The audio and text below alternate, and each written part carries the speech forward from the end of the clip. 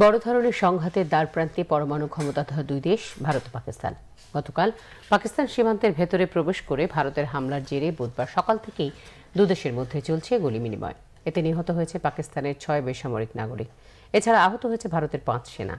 গোলাগুলির পাশাপাশি দুই দেশই একে অপরের বিমান ভূপাতিত করার দাবি করেছে। তবে যুদ্ধ নয়, শান্তি স্থাপনে আবারও ভারতকে আলোচনার প্রস্তাব দিয়েছেন পাকিস্তানের প্রধানমন্ত্রী ইমরান খান। সংঘাত না বাড়ানোর কথা বলেছেন ভারতের পররাষ্ট্রমন্ত্রী সুষমা স্বরাজ। বিস্তারিত রয়েছে ডেস্ক রিপোর্টে। ভারত নিয়ন্ত্রিত কাশ্মীরের বাদগামে পুড়ছে ভারতীয় জেট বিমান। পাকিস্তানি ভূখণ্ডে ঢুকে বিমান হামলার জেরে বুধবার সকালে ভারতের 2টি জেট বিমান ভূপাতিত করে পাকিস্তান।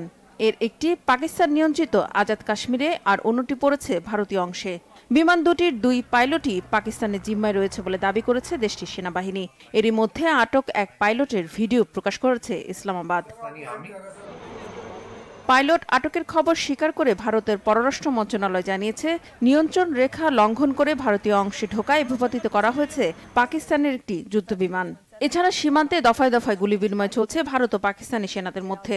এমন পরিস্থিতিতে বড় ধরনের সংঘাতের আশঙ্কায় সীমান্তবর্তী এলাকা ছেড়ে পালিয়ে যাচ্ছে পাকিস্তান নিয়ন্ত্রিত আজাদ কাশ্মীরের অধিবাসীরা। বন্ধ রয়েছে সব ব্যবসা ও শিক্ষা প্রতিষ্ঠান। বন্ধ পাকিস্তান ও ভারত অংশে সীমান্তবর্তী সব কয়েকটি বিমানবন্দরও। তবে সংঘাতে জড়ালেও যুদ্ধ চায় না প্রতিবেশী দুদেশ ভারত ও পাকিস্তান।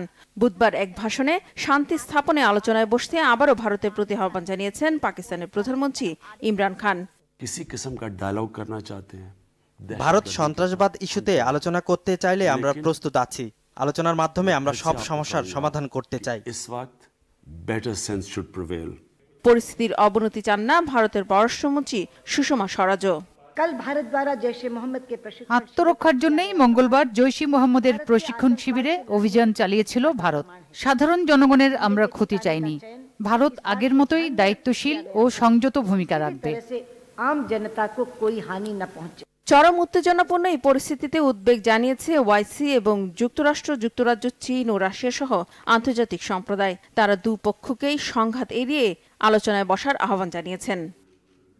রিফাত জামান, বাংলাভিশন নিউজ ডেস্ক।